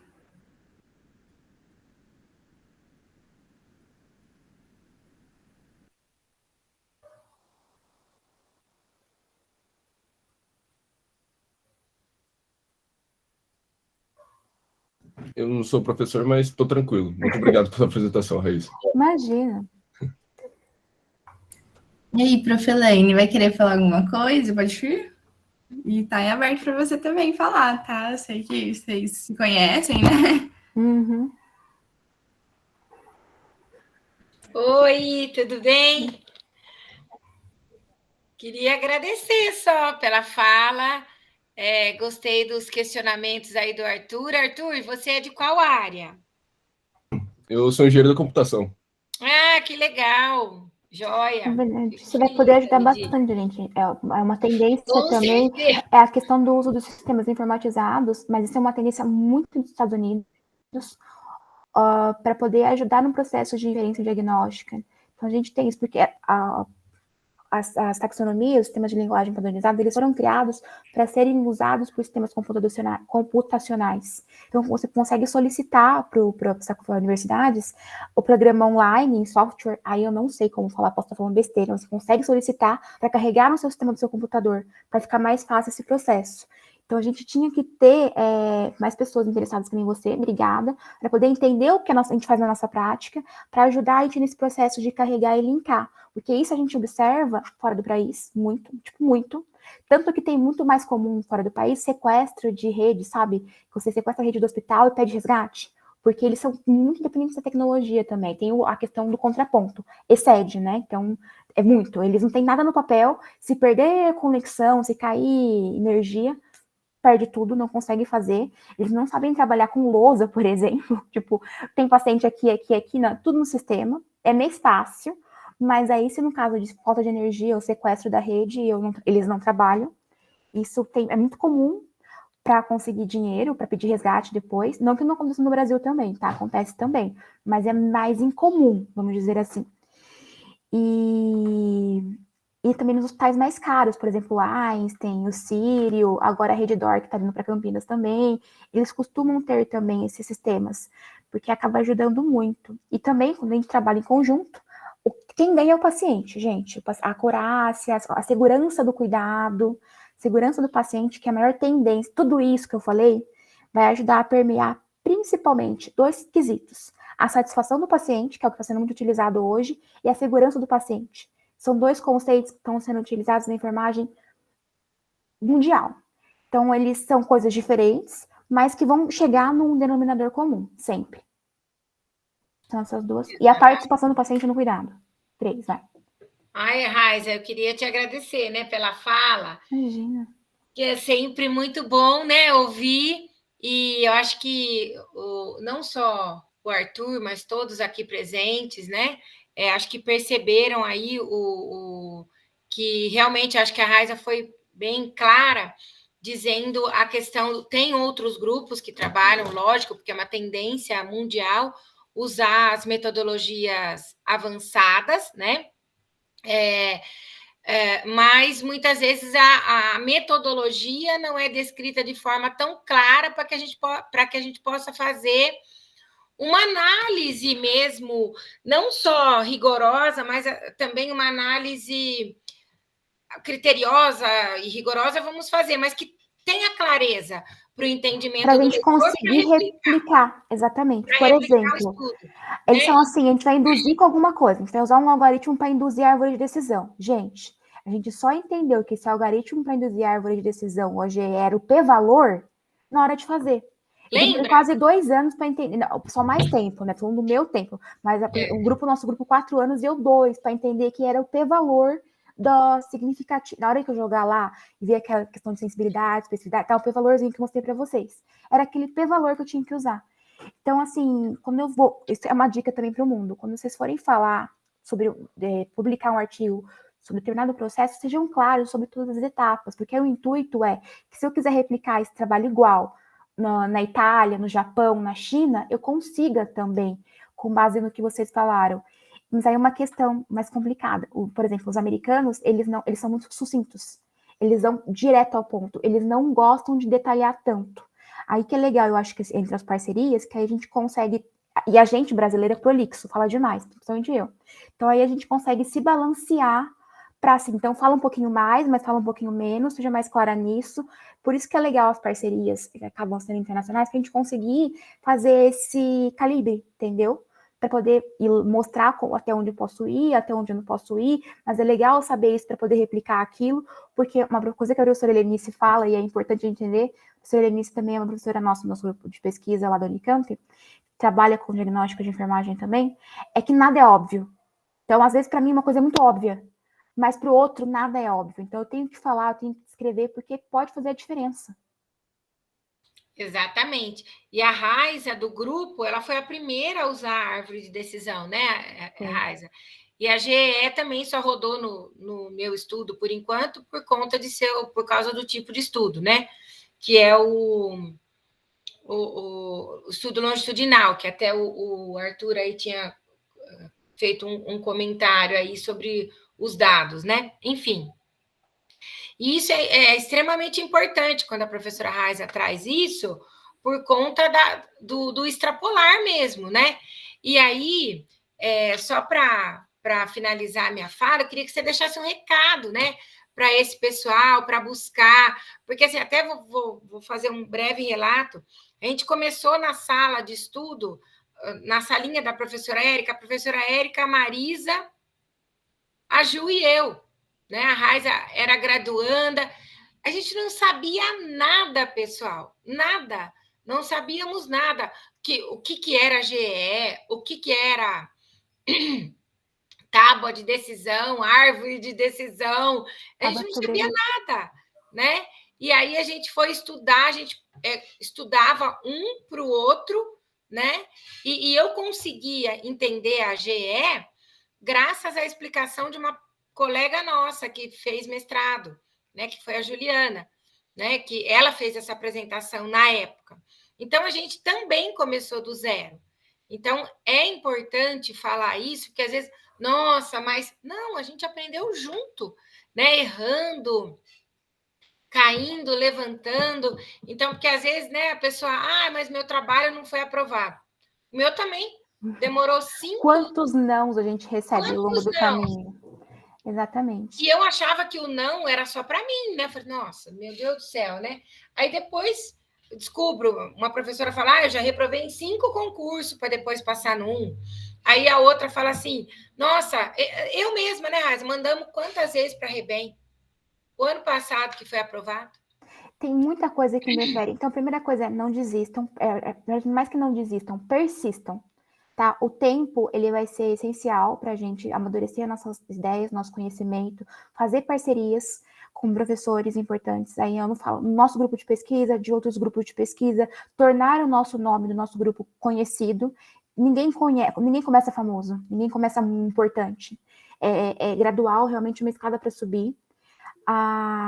Deixa você falar, tá? Só um segundinho.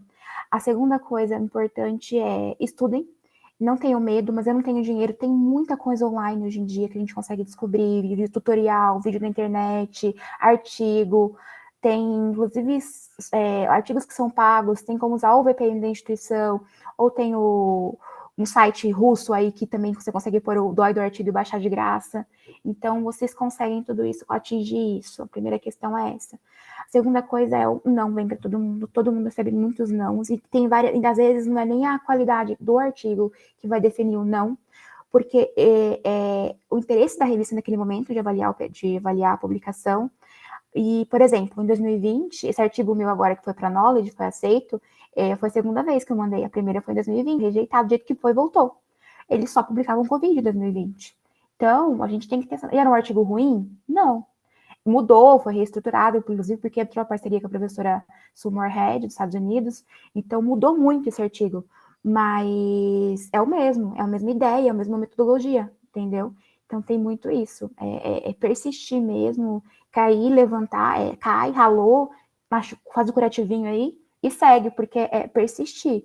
E participar de eventos, que o melhor lugar para fazer networking são eventos, congressos, simpósios, cursos, para você se tornar conhecido. Quem não é visto não é lembrado, se tornar conhecido e visto. Mesmo que aí eu não posso ir, mas eu estou indo representando o grupo de pesquisa da Unicamp. Mas eu não vou. Nosso grupo é assim, porque, por exemplo, eu trabalho com trauma, o Fábio com cardio, a Elaine com hipotermia no centro cirúrgico. Então, cada um vai para a sua área e leva o nome do grupo, entendeu? Dificilmente vocês vão me ver no congresso da SOBEC. Dificilmente vocês vão me ver no congresso da SBC, de cardiologia. Então, mas aí tem representantes nossos lá também. Então, é importante que a gente entenda também da nossa força estando em grupo. Perdão, Arthur, pode falar.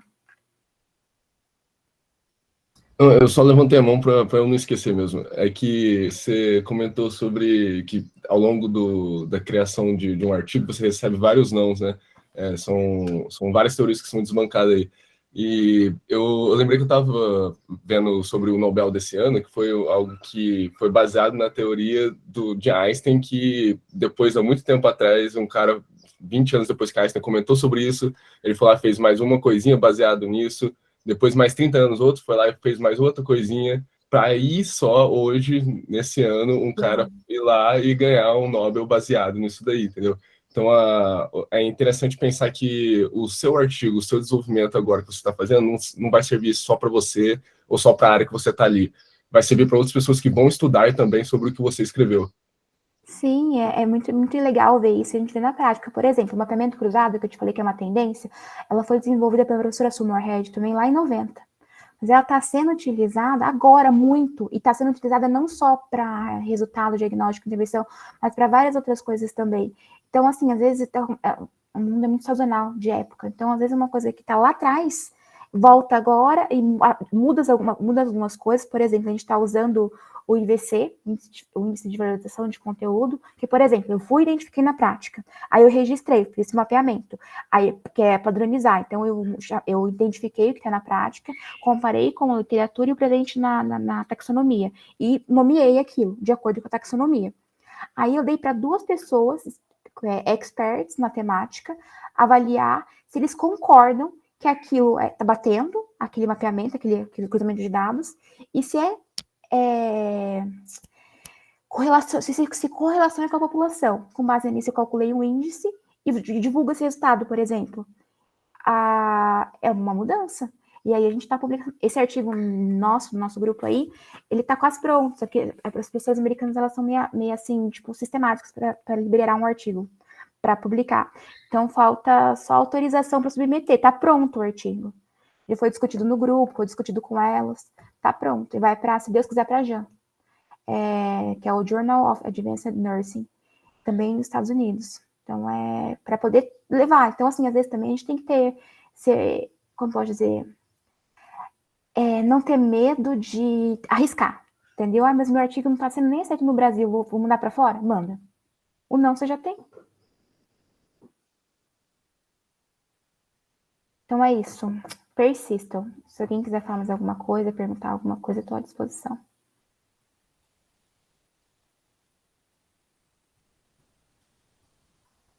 Raíssa, Oi. falar aqui rapidinho, tá? Que eu também tenho um compromisso aqui, já estendi até meu horário, aí eu deixo com as meninas aí, com o pessoal que está assistindo. Sim, eu tenho que agradecer a você, né, Raíssa? A magnitude que você trouxe hoje em relação ao processo de enfermagem, que a gente vem persistindo, porque também a gente não pode dizer que não é caminhar contra a corrente, falar sobre o processo de enfermagem, tá? Porque é algo que é essencial, é a espinha dorsal da nossa prática, mas ainda ela é negada, né, de alguma forma, e você trouxe isso na sua fala, né, que já fazemos isso há muito tempo, mas as pessoas não querem assumir isso, né? Então, nadar contra a correnteza, né? Mas a gente é persistente. Talvez a gente care isso como alguns falam que é utopia, mas como traz o Eduardo Galeano, a utopia serve para isso, para a gente seguir em frente, né? E a gente tem que fazer isso. E eu fico muito feliz de assistir você de novo, conversar, te ouvir, né? Falando sobre isso. E hoje, quem presenciou isso aqui, com certeza entendeu um pouco mais da magnitude que é o processo de enfermagem, né? Fico feliz de pessoas de outras áreas estarem aqui, isso é grandioso, porque acho que a enfermagem pode e deve conversar com qualquer outra área, sendo da saúde ou não, né? E pensar em outras questões aí juntos também, né? Então, assim, Raíssa, agradeço de coração, você sabe que você é muito bem-vinda aqui conosco, Obrigada. tá? E parabéns mesmo aí pela sua explanação e parabéns à LAP aí por mais esse fechamento de evento, que é o último do ano, para se preparar para os próximos semestres aí. Obrigado, professora Elaine, por estar aqui, né? O professor Alex aí que ficou também um tempo, a todos aí os envolvidos, tá? Agora eu deixo com vocês. Muito obrigado. Eu que agradeço mais uma vez o convite, foi um prazer estar aqui falando com vocês. Esse tema é muito importante, eu sempre vou falar sobre isso, porque a gente tem que realmente sensibilizar os colegas nossos, que às vezes não conseguem entender a relevância desse tema, talvez porque a gente não aplica um instrumento, a gente não tem um teste tão acurado, porque a gente fala que a inferência diagnóstica é um padrão ouro imperfeito, porque eu não tenho um teste, que eu vou determinar aquilo ou não. Que nem, por exemplo, pesar uma balança ou um teste de exame de sangue, muitas vezes eu não tenho. Então, por isso que é tão importante. Mas muito obrigada de novo pelo convite. Precisando, estou à disposição. Eu vou mandar pelo WhatsApp a apresentação de hoje também. Tem alguns artigos que tá no final para vocês verem as referências. E fiquem à disposição. Se quiserem procurar alguns artigos também na internet, não encontrei, só me procurar, meu e-mail, meu celular, meu e-mail. Estou à disposição para tirar dúvidas e qualquer coisa que vocês precisarem. Tá bom? Laís, você quer pontuar alguma coisa? Não, só queria agradecer a Raíssa, foi maravilhosa essa palestra, muito enriquecedora, tá? Eu ia pedir para você mandar também o artigo que você fez, você estava mostrando para a gente, sabe? Se puder mandar para a gente. Mando sim. Tem o meu, mas tem também o da Elaine, tem o do Fábio. Se vocês jogarem no Google Scholar, eu vou mandar esses específicos, mas se vocês jogarem no Google Scholar, pelo nome mesmo, vocês vão achar bastante publicação, porque cada um trabalha na sua área, como eu te falei. Trabalha com politrauma, aí tem cardio, hipotermia, cada um trabalha na sua área. E o resultado de um colega implementa o outro, e a gente vê, por exemplo, com tal colega tal coisa deu certo. Então a gente repete, tal coisa não deu certo. Então a gente tenta mudar de alguma forma. Por isso que é interessante a gente ter um grupo de pesquisa. Imagina, obrigada a você. E ver isso e tentar fazer parcerias com outras instituições que é realmente calçando a cara e falando assim, eu sou fulana, como foi assim que conheci meus orientadores americanos, eu sou fulana de tal, faço tal coisa aqui no Brasil, eu queria começar a conversar com você para a gente promover uma parceria. Só que normalmente você tem que dar alguma coisa em troca, né? Então aí você fala, tipo, eu trabalho com isso e tal, aí te convidei para participar de artigos, e é assim que funciona, para tudo, para não só falando de fora, mas aqui também. Eu cheguei na sala da professora Érica e falei, professora, minha orientadora, que é a mesma do Fábio da Elaine, eu quero trabalhar com politrauma. O que a gente vai fazer? O que a gente pode pesquisar? Eu quero pesquisar. Eu tinha acabado de entrar na faculdade, era uma neném, não sabia muita coisa ainda. Eu quero pesquisar, eu quero politrauma. E aí? Aí a gente construiu junto e é assim. Então, se vocês têm vontade, o importante é vontade. Aí, e disponibilidade. O restante, o conhecimento, a operacionalização, o que for, a gente adquire durante o percurso. E é isso. Bem, eu queria te agradecer, porque você serviu de exemplo hoje para mim, para a Laís. Eu acho que ela pensa a mesma coisa, porque a gente começou a desenvolver, né, iniciar o nosso TCC esse ano, e a gente queria introduzir o processo de enfermagem nele, e por ser um assunto meio complexo, que a gente não vê falar muito hoje em dia, que é o autismo, dentro do processo de enfermagem, dentro da assistência de enfermagem, a gente não vê muito, a gente não achou muito artigo que trabalhasse isso, e você trouxe hoje para a gente um leque maior com que a gente consiga pesquisar mais, e a gente queria agradecer porque o processo de enfermagem está no nosso dia a dia da assistência, no estágio, nas aulas práticas, a gente precisa, e o que eu vejo nos estágios é que não é aplicado 100%. Né, É que assim, falta a compreensão, realmente não é aplicado, porque falta a compreensão de que é uma coisa que a gente já faz na prática, não é mais um processo, não é mais uma medicação que eu vou ter que dar para esse paciente, não é mais um cuidado que eu vou ter que dar. A gente pensa para tudo, tirando as funções que a gente faz sem pensar, que tipo, bater o coração bater, respirar, engolir, às vezes que tipo, tô conversando com vocês, sinto saliva, eu vou engolir, não para engolir a comida, coisas que a gente não pensa, tudo é pensado. Eu vou pensar para falar, eu vou pensar para andar, eu vou pensar para tudo. Então, você não vai propor um cuidado, normalmente, eu espero em Deus que não, você não vai propor um cuidado, uma intervenção, sem pensar sobre isso, entendeu? Tipo, do nada, quero isso.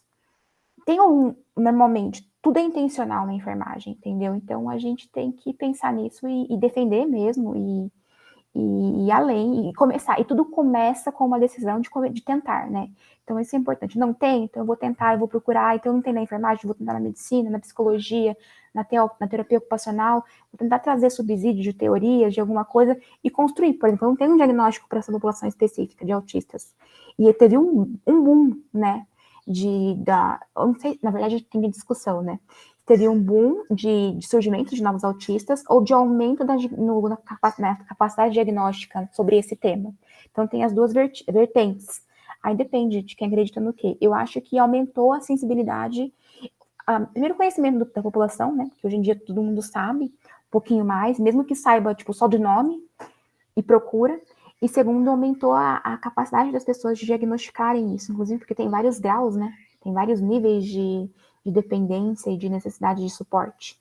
Então, é muito importante falar sobre isso, assim. Então, fico muito feliz que vocês estejam interessados a falarem sobre essa temática. É porque eu e a Laís, a gente percebeu, né, com os estudos dos artigos que a gente achou, que a maioria da população veio descobrir o diagnóstico já na fase adulta.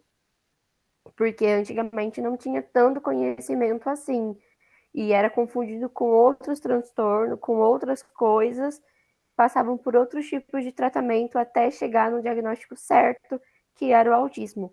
Então, hoje em dia a gente consegue diagnosticar na fase infantil, né, de criança, mas antigamente não, era mais na fase adulta. E o pessoal antes, que não tinha o diagnóstico, que não conhecia, conseguiu receber o diagnóstico correto de autismo agora. Eu acho que quando você tem um nome do que você tem, saber que você não é louco, que você não tá doente, quer dizer, tá doente no sentido tipo de não é uma condição, né? Uma condição, mais do que uma doença, é uma condição que você não toma um remédio e você vai sarar. É uma condição. Então, e tem uma justificativa para aquele, por exemplo, a seletividade alimentar. Muita gente sofre muito com essa questão do autismo e a seletividade alimentar. Tem muitos vídeos na internet e eu gosto assim, para otimizar meu tempo, eu ponho temáticas interessantes na minha rede social. Então aí quando eu consumo rede social, eu vou e acabo aprendendo alguma coisa. E aí o cara falou assim, eu como muito errado e pode causar obesidade, desnutrição, não sei o quê, mas ele não consegue comer comida. Ele não consegue comer comida, ele come tipo lanches. Um cara que é autista, né? Descobriu o diagnóstico mais velho. Eu não sei, eu vi no Instagram. Ele apareceu na minha For You, um Reels dele contando assim, e o quanto que isso causa, por exemplo, de repercussão na vida dele. Ele tem um filho, e o filho só vê ele comendo besteira, e que exemplo que ele tá dando pro filho? Como que ele vai explicar, então? O papai tem uma doença, uma condição, né? E não consegue comer outras coisas por conta da seletividade alimentar. Então é bem... A questão do barulho. né? Tem gente que anda com fone agora hoje em dia, anda com identificação, né? Que é o do TEA, e anda com fone, consegue utilizar. Hoje em dia a gente tem sala de acessibilidade em Enem. Tem uma menina, procure na internet, a Raquel, ela foi aprovada na Federal do Rio Grande do Norte, ela é autista. Então, assim, ela mostra o dia a dia dela, mais no TikTok, como autista. E as dificuldades, as facilidades, e a questão dela ser tão empoderada, tipo assim, gente, ela teve diagnóstico agora, também há 2, 3 anos. Ela, assim, eu não quero lembrar do passado, porque eu sofri muito no passado, eu era diferente e ninguém me entendia. Vocês estão escutando meus passarinhos, eles estão falando.